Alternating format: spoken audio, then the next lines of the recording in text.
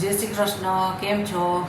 આજે આપણે પંચગવ્ય અને એનું મહત્ત્વ એના વિશે વાત કરવી છે. પંચગવ્ય એટલે ગાયનું દૂધ, ગાયનું દહીં, ગાયનું ઘી, ગાયનું મૂત્ર અને ગાયના ગોબરના પાણીને સામૂહિક રીતે પંચગવ્ય માનવામાં આવે છે. આયુર્વેદિક દ્રષ્ટિએ એ ઔષધિ રૂપે માનવામાં આવે છે એને. અને પંચગવ્યનું નિર્માણ એ પાંચેય દ્રવ્યોને પ્રમાણસર રીતે સંયોજન કરી અને કરવામાં આવે છે.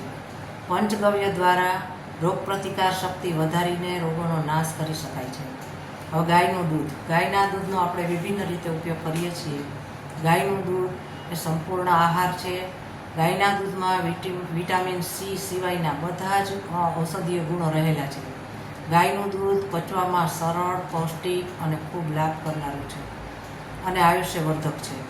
હવે ગાયના દૂધમાંથી બનાવેલું દહીં, મેળવેલું દહીં એ પણ ખૂબ જ સુપાચ્ય છે, પ્રોટીનથી ભરપૂર છે અને એમાં લાભ કરનારા જે જીવાણુઓ હોય એ ક્ષુધાને પ્રદીપ્ત કરવામાં સહાયતા કરે છે.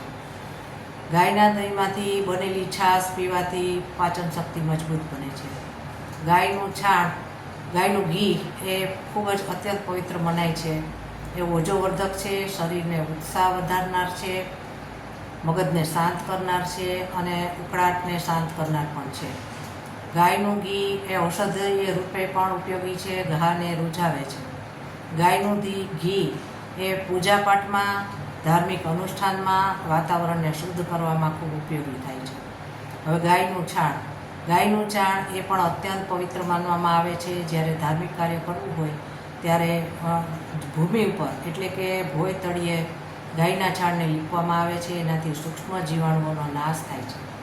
ગાયના છાણને પાણીમાં મેળવી અને શરીર ઉપર ચોળીને નાહવાથી ચામડીના વિકારો પણ નાશ પામે છે. ગાયના છાણને ખાતર બનાવીને જમીનમાં મેળવી અને એને ફળદ્રુપ બનાવી શકાય છે. ગાયનું મૂત્ર એને પણ અત્યંત પવિત્ર માનવામાં આવે છે. કેન્સરના દર્દીઓને ગાયના મૂત્રમાંથી બનાવેલી દવા જ કરવામાં આવે છે. એની સારવાર કે ચિકિત્સા કરવામાં આવે છે. ગાયના મૂત્રથી ચોળીને સ્નાન કરવાથી શરીરના ઘણા રોગો મટી શકે છે.